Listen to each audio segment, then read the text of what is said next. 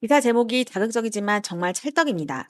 바로 한남 뉴타운 재개발 얘기인데요. 한남동 하면 연예인들 기사에 자주 나오는 한남더일, 나인원 한남, 뭐 이런 고급 주택단지만 떠올려질 텐데요. 사실 한남동 대부분은 서 있기도 버거운 어마무시한 언덕 위에 빼곡한 연립주택들로 즐비하죠. 이것들을 싹 다 밀고 한남더일 버금가는 대단지를 만들겠노라 선언한 것이 바로 한남 뉴타운 재개발입니다. 근데 이 선언이 20년 전에 한 거예요. 그게 지금까지 아무 일도 일어나지 않은 채 이어져 온 거고 이제서야 조금씩 분주해지기 시작한 겁니다. 잃어버린 20년. 용산구 하면 현재 우리나라 유일한 투기 지역 중 한 군데일 정도로 가장 땅값 높은 곳 중 하나죠. 여기가 뉴타운으로 재개발되면 최강의 입지는 물론 강남 울고 갈 집값이 될 거란 건 99.99999%입니다. 수익성은 따놓은 당상인데 왜 20년간 아무 일도 추진되지 않은 걸까요? 그리고 강남도 울고 갈 정도의 고수익이 보장된다면 지금이라도 투자에 들어가야 하는 걸까요? 영상 끝까지 봐주시기 바랍니다.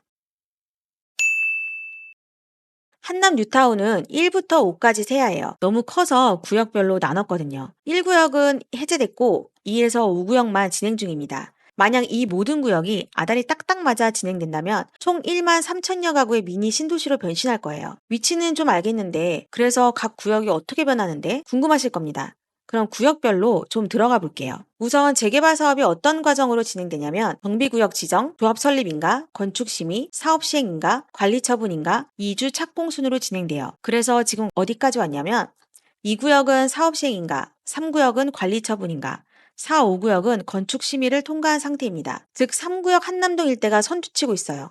최고 22층 아파트 약 6천 세대가 들어설 거예요. 그래서 지금 다들 이주하고 있다는데 이 구역 가보면 빈집들이 수두룩합니다. 얼마나 대동단결했냐. 7개월 만에 이주율 90%를 돌파했어요. 이제 곧 철거에 들어갈 거고 계획대로만 되면 2029년 입주할 수 있을 것 같아요. 물론 100% 수월한 건 아닙니다.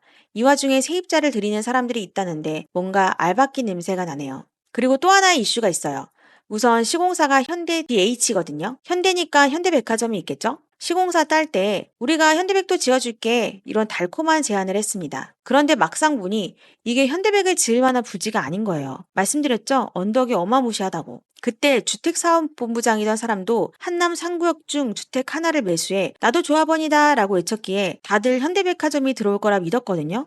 근데 지금 와서 딴소리인 거죠. 그래서 피켓 시위도 하고 뭐 난리가 났다는데 이게 어떻게 매듭이 지어질지는 지켜봐야겠어요. 이 구역으로 넘어가 볼게요. 이태원역 역세권이라 메리트가 크네요. 여기 보강동 일대는 아파트 약 1,500세대가 들어설 거예요. 이미 한남 서밋으로 이름도 지어졌는데 최고 층수를 14층에서 21층으로 높일 거래요. 근데 지금 한남 뉴타운 쪽이 남산을 둘러싸고 있어서 너무 높으면 남산 경관을 해치는 이슈가 있거든요. 그래서 너무 높이면 안 돼! 라고 제약이 들어오는데요. 얼마나 높일지는 8월 안에 정해진다는데 만약 여기만 높이를 허락하면 다른 곳과 형평성 문제가 있을 테니 어떤 결론이 날지 궁금해지네요. 그 다음 4, 5구역으로 가볼까요? 경의 중앙선 쪽으로 내려와서 한강변에 도달해요. 말 그대로 한강 위예요. 끝장나는 거죠. 그래서 지금 여기 서로 하겠다고 건설사들이 엉겨붙기 시작했어요. 이게 어떤 시공사가 들어오느냐가 굉장히 중요해요. 대림이 들어오냐, 포스크가 들어오냐, 삼성이 들어오냐에 따라 아파트 브랜드와 급이 달라지거든요. 즉 아파트 가격이 결정된다는 거죠. 우선 한남 4구역은 지상 22층까지로 약 2,300가구가 들어서요.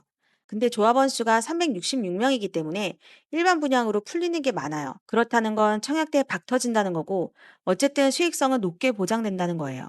한남 5구역은 지상 23층에 총 2,600가구 정도가 돼요. 뭐 4구역이랑 또이또이하죠. 근데 5구역은 한남 뉴타운 중 한강뷰 잘 나오는 세대가 가장 많고 용산공원과 가까워서 그야말로 노른자 땅이에요. 요즘 팍세권 빼면 안 되잖아요. 즉 뉴타운 중 가장 먹을 게 많은 곳이라 시공사들이 눈에 불을 켜고 달려드는 상황입니다. 여기서 잠깐 뉴타운은 무엇인가? 사실 한남 뉴타운이 앞으로 완공되는 게 약 최소한 10년은 걸릴 것 같기 때문에 언제 천지개벽한 한남을 볼까 뭐 이런 의구심이 들긴 하는데요. 이미 뉴타운 형성으로 정말 천지개벽한 곳들을 찾아보면 한남도 그리 멀지 않았다는 걸 새삼 느낄 수 있을 거예요. 뉴타운의 정식 명칭은 재정비 촉진 사업입니다. 낡고 허름한 곳을 재정비하고 새 마을로 탄생시킨다는 거죠.